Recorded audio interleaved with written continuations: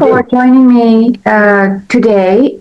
How are you? Good, thank you very much. Yeah, I think it's been at least a year since we last talked, and that was at that show that I had last year. I think I'm still sort of pursuing some of the work that I had in that show, and some of the work that I'm doing right now kind of follows that progression a little bit, and a lot of that was about sort of chasing light, I guess, as they call it, and seeing how light sort of affects the urban environment. And so I'm still kind of playing with that, and I think, experimenting, and I think the work is becoming a little bit looser, a little more expressive. So I'm kind of excited about that idea. So, yeah, I'm good. Yeah, everything's great so far. This interview is a little different than the other interview we did in the past. This one focuses only on one painting. Right. We are actually dissecting one painting, what was behind it. We need to go back into your childhood to understand what chasing the light means, because the way you understand the light now as a man and as a painter comes from the way you perceived and saw the light as a little boy. Yeah. So it's funny, I mentioned, and you've probably seen it, I've posted this picture of this painting a few times on social media, and I've made some comments on there about how it reminds me of a childhood dream, even a childhood memory. And it feels like a bit like a dream, but memory-wise, the memory that keeps coming up for me actually is a moment when I was a little, I can't remember exactly how old I was. I was probably 5, 6, somewhere in there. It goes back that long, but I remember looking out the windows in the evening, and the sun was kind of shining, and the sun was really bright and was sort of taking over I lived in the urban environment. I lived in Mississauga, Ontario at that time. And I lived in an apartment building, so I looked out the window, and the sun was sort of taking over the parking lot and the highway and the city that I could see anyway from my window. And the curtains were kind of just dancing in the wind a little bit. And I remember that my mind just sort of floating around, looking out that window, thinking about what the day was tomorrow, what I would do tomorrow as a kid.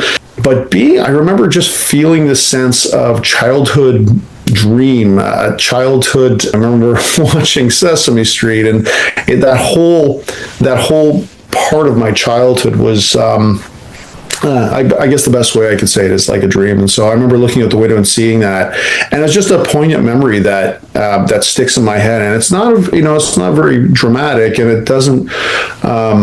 Nothing super important happened there. It's just, I remember doing that, looking out the window and seeing that light, and thinking, and sitting in my bed, actually sitting in the bed and just looking out the window, and that whole sort of magical childhood feeling is what I remember. And then you lie down in bed and you would slumber off and dream about, like I said, Sesame Street or something like that. And it was very innocent. When I was doing this painting, a lot of the work that I was doing, and when I was going through it, I was actually thinking about that quite a bit when I was painting it, and I was trying to kind of convey that small amount of memory, that little moment in the painting. I think that was important to me, and I find as I get older, as I sort of get a little bit longer in the tooth when it comes to painting, I'm finding more and more I really want to express who I am and my past in the paintings. I think that's important, because, to me, painting is an expression of who you are and how you see and interact with the rest of the world. This is almost like a documentation of, the present and the past, all in sort of one. The light, would you say, changed from the childhood to today? Because it's been a while. Yeah, I mean, the funny thing is, when you're a kid, that light is, it's very magical. I mean, and it is now, but it definitely means something different. Back then, I think the light is all of the things you're thinking about, the stories, the little storybook, the book that you read before you went to bed, the TV show that you watched before you went, before you went to bed, and all the things that you think about when you're a kid, that's sort of wrapped up in when you see that light in the sun going down. That's what and that's what that sunlight means to you, right? And it means something different when you're older. When I was walking down the street and I saw this scene, the light, when I'm reminded of that when I was a kid, it kind of brings you back there a little bit, right? And the light now for me it's like looking back in the past, actually, believe it or not. That's what it is for me. I think when I look at the light, especially in this painting, when I was doing it, it was basically, it's like this window that you can look through to the past on a regular basis, and it connects you. I think that's the thing, is it connects you to the past and it connects you to now at the same time. It's almost like it's the same moment, and no time has passed at all. Let's talk about the angle where you are and looking at this street, because I don't think it's from your house. No, it's so in the evening I spent a lot of time going for walks. And this painting started with sort of an evening walk. I do spend a lot of time especially in the summer and the fall, going for these late night walks, or not late night, but just late evening walks. I love it when the sun's going down. It's just the sky is beautiful at that time, and the sun was sort of falling across their neighborhood. Below the sort of the highway, and this is actually not very far from my house. It's probably a good 10-minute walk, maybe. And the sun was I was walking over the bridge on the highway. There's a highway there, and so I walked over this bridge and I looked, and you could sort of see down below this little bit of a neighborhood. It's near a place called Westdale in Hamilton. And it's this little neighborhood down below, actually below the bridge, and then you can sort of see cars sort of bustling by on the highway. And there's this little neighborhood down there. It looks like a little storybook neighborhood, and then the sun is shining. And I think that's what it really reminded me of that moment when I was a kid was, seeing that little town in below, and there was cars going by, and it was this little storybook sort of world. And then, you see the big cars going by and the trucks and everything on the highway in front. And then there was the sky, which, we think of as being something that's separate from us, but it really interacts with us. That light is interacting with us and actually tying us with it. And so, all of the elements, actually, if you look at the painting, it has sort of this step element to it where you have cars on the highway down below. I don't know if you can see that in your picture, but you can sort of see these little cars down below. And then as you move up, you have the world that we live in, and there's this little storybook neighborhood down below. And you have the buildings and all the things that are part of the urban environment. And, there's a Canadian flag here. And then you've got this big sort of encompassing sky. That's not ominous, but it looks very spiritual to me. And it looks like it very much looks like it's connecting us through the rest of the world. So that's kind of how I was seeing it. And that's, again, this is just it's about 10 minutes away, basically, where I live on one of my morning walks. I start evening walks, and yeah. Your paintings are very urban. However, somehow you always include nature.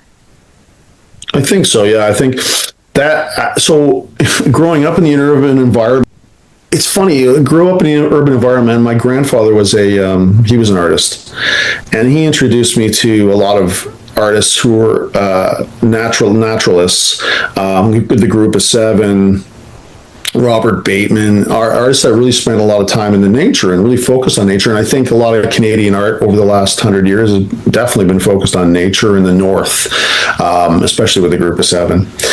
And so I always thought, over the years, and right up until, probably 10 years ago, really, that I thought that, good Canadian art was always focused just on the natural environments. And but as I started to experiment a little more, with my work, I started looking around because I don't live in, and we have a beautiful trail system actually here in Hamilton. It's gorgeous. We live on an environment on an escarpment, and there's lots of nature around. But I really wanted to take a look at exactly where I live and how that interacts with the nature, because nature is beautiful, but there's also a lot of beauty in the city if you're willing to walk around. So I started experimenting with just the urban elements itself, and I found that connection was more real for me, because I wasn't, I don't spend days in the wilderness. I do love hiking, and it's beautiful around here, but it's not necessarily where I spend most of my time. And so I spend most of my time taking walks in the evening around, right through downtown and around here. And there's a lot of things that I think I was missing out on from an artistic perspective. So when I started walking around the city, and I just started, documenting in paint what I thought was interesting, and I just became more and more interesting. And so, I wish I had thought of that, years ago, when everybody was telling me, you need to paint the North. That's what's beautiful. But I think where we live, we call it home, right? For a reason, because we feel comfortable here. And I think that also has to be documented too as well. So that's kind of where my thought process is with that. So how do you choose your spots? Because you painted backyards, you painted street lights in the middle of the night. Yeah. For example, here, some people might look at this painting and say, wow, it's very, very urban. So isn't he a bit romantic? Yeah, I should maybe a bit romantic. I don't think there's anything wrong with that, to be honest with you. Some of the greatest paintings in the world are romantic and nostalgic. I think they get a bit of a bad rap. But I think so. I try to look for a lot of things. I mean, there's things that are obviously beautiful, like the sun, coming through us, down a street. People love that, right? And I think, and because it is beautiful to our eye when we see, the gorgeous sky, the colors, and how it's interacting with the environment that we live in. I think this is beautiful, and it's also familiar to us. But I also really like experimenting. I've got quite a few paintings over the last few years that I've done right downtown. Some of them are evening paintings of right downtown in the urban environment. There's not a lot of nature there. There might be a tree or two, but it's really more focused on the light that you see, the street lights and the lights from stores. I remember doing one last year. It was outside a storefront right downtown Hamilton here. It was like a pizza shop.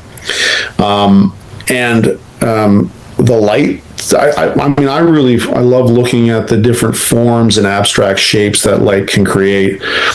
Sometimes it's not always necessarily the subject matter. Sometimes it's really just what the light is creating from a shape perspective. And so when I saw that pizza place, it was just an abstract of colors, and shapes. And so that's kind of, how I see this a little bit, almost a bit like an abstract. Even the painting you see here too as well. I look at the urban environment, and I think from an abstract perspective, how does that look from a shape abstract perspective? I love abstract art, to be honest with you. Even though I paint in a realist sense, I do love a lot of abstract art, and I think it can influence realism, or representational painting.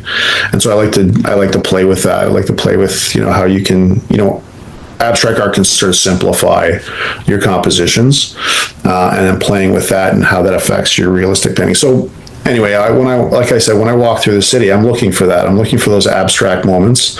I'm also looking, actually, especially with the moments that I'm working on now, I'm looking for the moments that are ordinary but feel strange or feel different.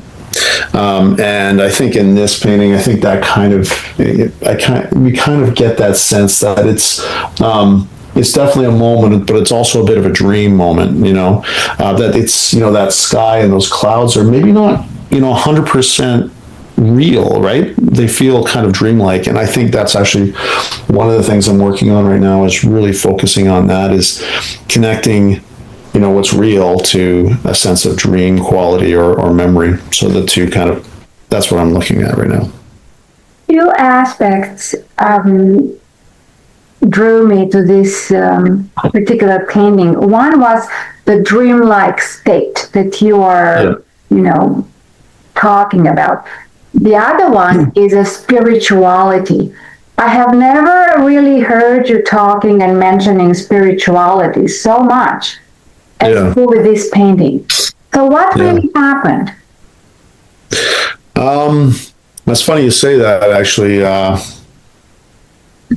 So we've had a few moments in the last year or so. We've had a few people pass away that we've known, and I think as I've gotten a bit older now, that's really makes you reflect when you see a few people that have passed away, and we've seen people on our street pass away, and we've seen good friends pass away. And obviously not that old, but we're getting older, and I think that's kind of affected me quite a bit. And it's made me reflect, my mortality a little bit. And I think a lot of that reflection is coming out of my paintings. Is I'm really looking to put something down, like I said before, that expresses my emotion, and that I want really myself in there, and how I see my mortality, even, right? I want that in the painting, and so that's really kind of what I'm focused on right now, and that's why that's when I talk about spirituality. Like, even the sky has a sort of a sense of spirituality to it, right? And almost like, and I'm not a very religious person, but I do, I do think deeply about, the spirit and the spirituality, and I think the sky has that kind of sense that there's an openness, and there's, it goes off into nothing, and maybe that's who we are, right? So, I think that the things that have happened to me in the last year or so, that's kind of really sort of driving that painting for us right now. Because if you look at the painting, that light is very intense, and it almost looks as if it's a passage between the earth and heaven. Yeah, exactly. Yeah, no, and that's another thing. Yeah, I've done the few of the paintings that I'm working on for this body of work.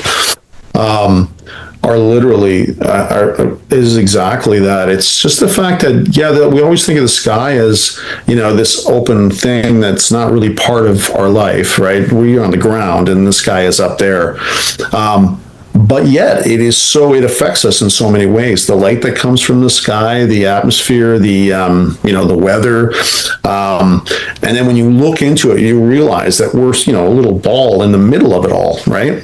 And so I don't know. To me, that's that there's a definite relationship, and actually that's kind of I think that's one of the reasons the sky is so large in this painting, because as I see the world that we live in down here, there's a real connection to that. There's something going on up there in my mind that's connecting us together, and that's what I'm trying to create, is this connection between what we don't know and what we do know at the same time.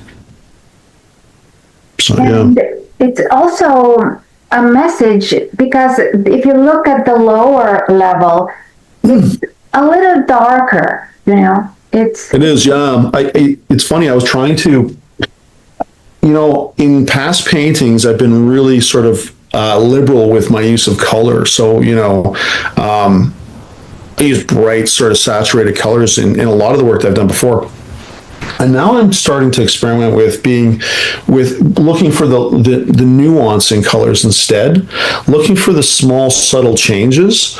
I think that's really, really interesting. And I think that the colors down here are sort of muted and brown and ruddy, which I think is beautiful anyway, that color. But they aren't as bright as what you hear. So there's a huge contrast between the two. And I find that really, really interesting, that you can have, sort of a ruddy kind of, just sort of nuanced color that isn't obviously bright. And then you've got this big, obviously bright, vibrant sky. And the two create such a contrast. And I think that's really interesting. So, yeah. The painting really is an invitation to self-reflection. Yeah. Self-reflection, self-contemplation, asking us to go inward. Yeah. Yeah, absolutely. Yeah, I think so. And I'm hoping that when people see it,